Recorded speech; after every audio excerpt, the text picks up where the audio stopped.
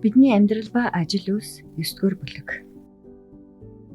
Бурхан бол орчлон ертөнцийн аж амьдрал, гэрэл гэгээ, баяр баясгалангийн их сурвалж мөн. Түүний адислал, нарны гэрэл, ариун усны урсгал мэд түүний бүхий л бүтээл төрөл сацран гэрэлтэж байдаг юм. Бурхан хүн зооны сэтгэл зүрхэнд оршин байх аваас тэд ойр тойрныхоо хүмүүст хайр инэрлэр буян үлдэх чадвартай болдог билээ. Бидний аврагч зөвхөрч доройтсон хүмүүсийг өөдөн татаж аврахдаа баяр баясгалан эдэлдэг юм. Үүний төлөө тэр халуун амиа үл хайрлан загалмайг твцсэн. Тэнгэр элч нарч мөн бусдын жаргалын төлөө байн хөдөлмөрлөж байдаг.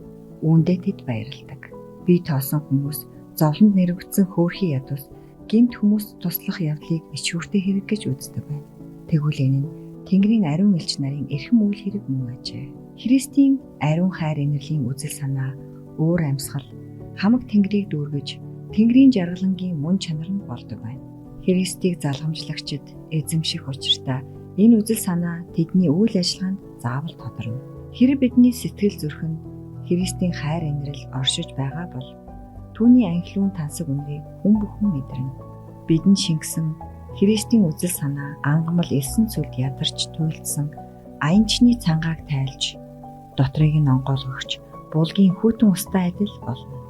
Есүсийг хайрлах хайр түүний хүн төрлөختнийг адислан өрөөж оюун санааны хувьд өөд татахын тулд хөдөлмөрлөж байсан шиг хөдөлмөрлөх хүслээ илэрнэ.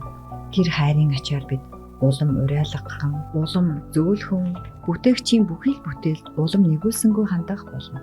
Аврагчийн амьдрал энэ хорвоод хөнгөн байгаагүй бөгөөд тэр өөрийгөө юр бодож байсангүй. Тэр мөхөж доройтож буй хүмүүнийг аврахын тулд шаргуй, цуцалтгүй, ариун чармаалт гарган хөдөлмөрсөн юм. Тэр төрхөөсөө эхлээд загалмайд цовдлуулах хүртлээр саад бэрхшээл, хүнд хэцүү аялал, ядаргаатай ажил хөдөлмөрөөс үл шантран өөрийгөө огоорох замаар явсан юм. Есүс өөрийнхөө тухай хүнийхөө үйлчлүүлэхийн тулд биш, харин үйлчлэхийн тулд ирсэн бөгөөд амиа олны төлөө золиос болгон өгөхөөр ирсэн билээ гэж өгүүлжээ. Матай 20:20. Түүний амьдралын гол зорилго үүнд оршиж байлаа. Бусад бүх зүйл түүний хувьд гол ажилтнад дэм болдог хоёрдугаар зэргийн зүйл байсан юм. Бурхны хүсэл зоригийг биелүүлэх явдал түүний хувьд уухунд идэх хүнс мэт эрхэм байлаа. Есүс цуцалтгүй хөдөлмөрлөж байх үедээ өөрийгөө болон өөрийнхөө их ашгийг гомддог байсан юм. Үүнтэй нэгэн адилаар Христийн буян хишгийг хүртсэн хүн бүр амьдарч буй газар дэлхийгээ ариусган сайжруулахын тулд бололцоотой бүхнийг хийж ямар ч хохирол хүлээхэд бэлэн байх болно. Энэ үзэл санаа бол үнэнхүү төгс төгөлдөр хандлагын гэрчлэл мөн. Хүн Христ рүү дөхөж ирмэгц түүний зүрхэнд Есүс дотор ямар хосгүй сайхан анд нөхөртөө учирснаа хүн бүхэнд ярих хүсэл төрдөг. Авран ариусгагч үнэн хүний сэтгэлд даалд нууцхай үлдэх ёсгүй. Хэрэв бид Христийн зөвхт ёсыг дагаж түүний аз жаргал хайрлагч сүнс сэтгэлд минь байгаа л бол бид дуугүй байж таарахгүй. Хэрэв бид эзэн бурхны ивэл хайрыг амталж үзсэн бол бусдад ярих юмтай болно гэсэн үг. Аврагчийг олсон Филипптэй адил бид хүн бүхнийг түүнтэй харилцаач гэж өрн дуудах бол бид тэдэнд Христийн сэтгэл татам сайхан чанар ирээдүйн ертөнцийн нүднээ үл үзэгдэх бодит байдлыг төлөвлөхийг хичээнэ. Есүсийн замсан замаар явж ойр тойрныхоо хүмүүс хорвоогийн нүглийг өөртөө авсан Бурхны хураг энэ байна гэж хэлэх чин хүсэл бидэнд төрөх болно. Иохан 1:29. Бусдыг жаргах гэсэн бидний эрмэлзэл бидэнд өөрсдөд маань буян болно. Ийм учраас их эзэн авралын үйлсд биднийг оролцоосоо гэж хүлээж байна. Хүмүүс ойр дотныхонтой буян үлдээсэй гэсэндээ тэр Бурхны мөн чанарт нэвтрэн давуу талыг тэдэнд олгосон юм. Энэ бол хамгийн эрхэм нэр хүнд. Бурхнаас хүмүүст хайрлсан хамгийн агуу их баяр баясгалан. Хайр инэрлийн энэ үйлсд оролцож буй хүн бүхэн бүтээгчтэй улам ойр дотно болно.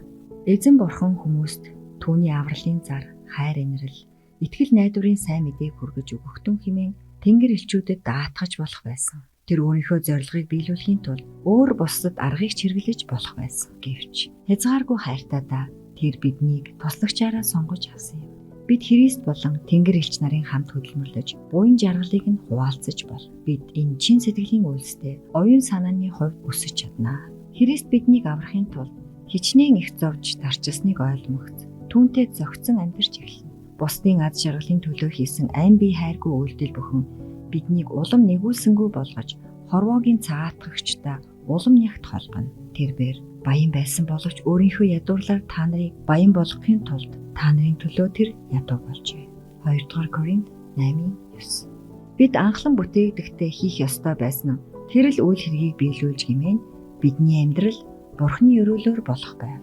Христийн хүссэнчлэн хөдөлмөрлөхийн цагт оюун санааны гүнзгий туршлах эзэмшиж Бурхныг улам гүнзгий ойлгох хэрэгтэй гэдгийг бид мэдрэх болно. Бид зөвхт ёсыг туйлаас өсч Бурхантай залбирлаар харилцахыг эрмэлзэх бол энэ харилцаа бидний итгэлийг баттгаж сэтгэл санааны цангаагаа тайлахын тулд бид авралын их сурвалжууд тэмүүлэх болно. Амьдрал тохиолдох бэрхшээл, сорилтын улмаас бид Библийг байнга судалж, залбирлыг тасралтгүй үлдэх болно. Бид Христийн буян хишгийг хүртэж, тань мэдэх талаар улам өсөж, оюун санааны баялаг туршлагыг хоригдлол. Хүн бусдын төлөө чин үннээсээ сэтгэл харамгүй хүчин зүтгэл, атуу шийдмэг зантаа, бат тогтвортой болж, Христийн их хайр түүнийг төвшин жаргалтай болгох. Түүний хүсэл эрмэлзэл улам бадрангуй болж, сэтгэл зүрхэн хоорогших, хар амиа бодох зайгүй бол. Христийн ивэл хишгийг хүртгсэд оюун санааны хувьд өмч, Бурханд үйлчлэх суу хүчийг өгнө. Тэд тов тодорхой сүнслэг хараатай болж, хэлбэрлэлтгүй аривжих итгэлийг олж, мөргөх залбирлаа эрч хүчтэйе үйлдэх бүлгөө. Бурхны сүнс хүний сэтгэл нөлөөлж ариун ихшиглэн үүсгэнэ. Ийм маягаар бусдын тусын тул өөрийгөө умартан хөдөлмөрлсөн хэн бүхэн авралын замаар замнаж буй тэр болоо.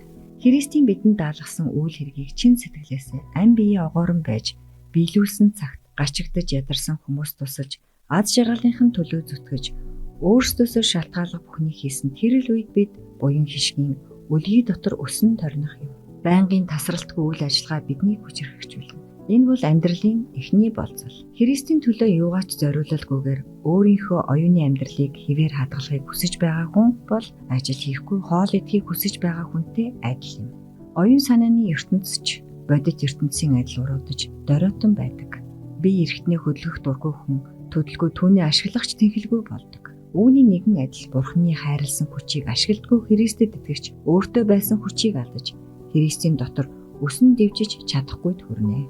Христийн сүм бол Бурхны сойрхсон хүн зоныг аврах зэвсэг юм. Түүний зорилго нь авралын зарыг бүх дэлхийд түгэх ядал билээ. Энэ үргийг бүх Христэд итгэгчдэд ноогдуулжээ. Хүн бүр өөрийнхөө чадвар боломжийн хэрээр аврагчийн даалгаврыг биелүүлэх ёстой. Христийн сүм бол Бурхны сойрхсон хүн зоныг аврах зэвсэг юм. Түүний зорилго нь авралын зарыг бүх дэлхийд түгэх ядал билээ. Энэ үргийг бүх Христэд итгэгчдэд ноогдуулжээ. Хүн бүр өөрийнхөө чадвар боломжийн хэрээр аврагчийн даалгаврыг биелүүлэх ёстой.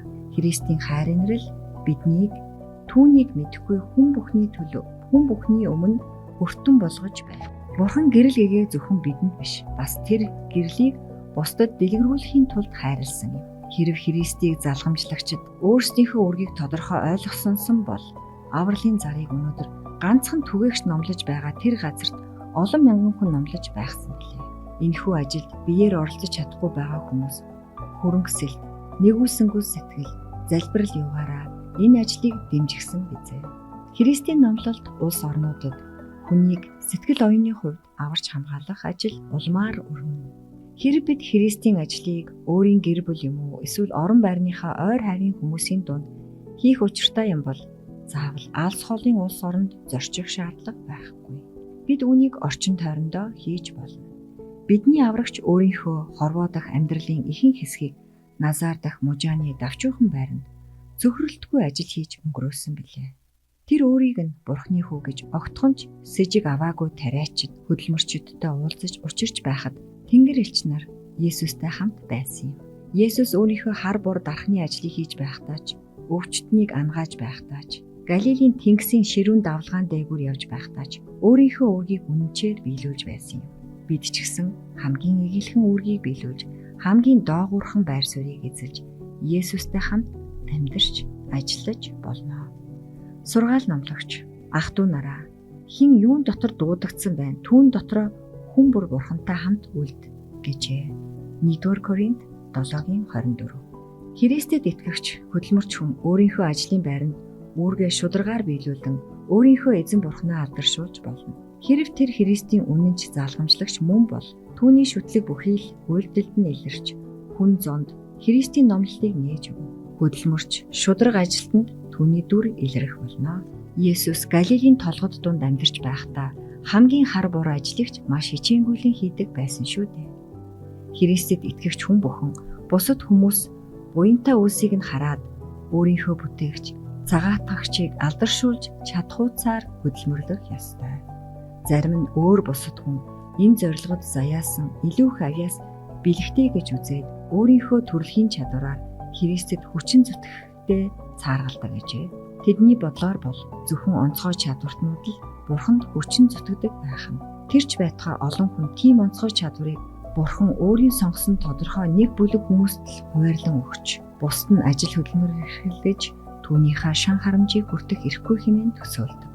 Гэвч сургаалт үлгэрт авьяас чадварын тухай өөрөөр өгүүлжээ. Гэрийн эзэн албат зарснараа дуудаад хийх ажлыг нь хүн нэг бүрт хэлж өгдөг шүү дээ. Бид хамгийн ялангуй өчүүхэн ажлыг ч гэсэн эзний төлөө биелүүлж байгаа юм шиг хичээнгүйлэн биелүүлж болно. Колосай 3:23. Хэрэг Бурханы хайр бидний зүрхэнд оршиж байвал тэр нь өдөр тутмын амьдрал, ажил хэрэгт маань тусгалаа олно. Бид орчин тойрныхондоо Христийн ариун уран амьсгалыг түгээж бусдад ивэл буйны сайхан нөлөө үзүүл. Бурханы төлөө хөдөлмөрлөхөд таатай нөхцөл бололцоо эсвэл юр бусын авьяас бэлгийг хүлээж суухын хэрэггүй. Энэ хорвоо та нарын тухай юу гэж бодох вэ гэж бүү сэтгэл зовцгоо. Хэрв та нарын өдөр тутмын амьдрал, та нарын сүсэг бишрэл ариун бөгөөд чин сэтгэлийнх гэдгийг гэрчилж, хүмүүс та нарыг өөрсдөд нь тус хүргэхийг хүсэж байгаа гэдэгт итгэж үнэмшижил байгаа бол та нарын хүчин чармаалт талаар өнгөрөхгүй. Есүсийн хамгийн номхон жирийн шавнаар бусад хүмүүст ивэл болж чадна. Ихэнхдээ тэд ямар нэг гойд сайн юм хийснээ ухамсарлагдагчгүй. Гэхдээ тэдний тааламжт нөлөө буян ёруулийн давлгааг үүсгэж болно. Тэр давлгаа цаашид улам хүчтэй болж болно. Үүнд Есүсийг залгамжлагчид төгс ачлалын өдөр хүртэл өөрийнхөө нөлөөллийн үр шимийг мэдэхгүй ч байж болох юм. Тэд ямар нэг агуу их зүйл хийж байгаагаа ухаардагчгүй. Ийм хүмүүс амжилт олох гэж зовхын хэрэггүй. Харин Бурханы даалгасан үйл хийгийг үнэн сэтгэлээсээ сайн хийж урагшаа тайван алхах хэрэгтэй. Тэгвэл тэдний амьдрал талаар өнгөрөхгүй. Тэд Христтэй улам бүр адил төстэй болно. Тэд энэ насандаа Бурханы хамтран зүтгэгчид болж ирээдүйн баясгалан саруул амьдралд бэлтгэцгээж байна.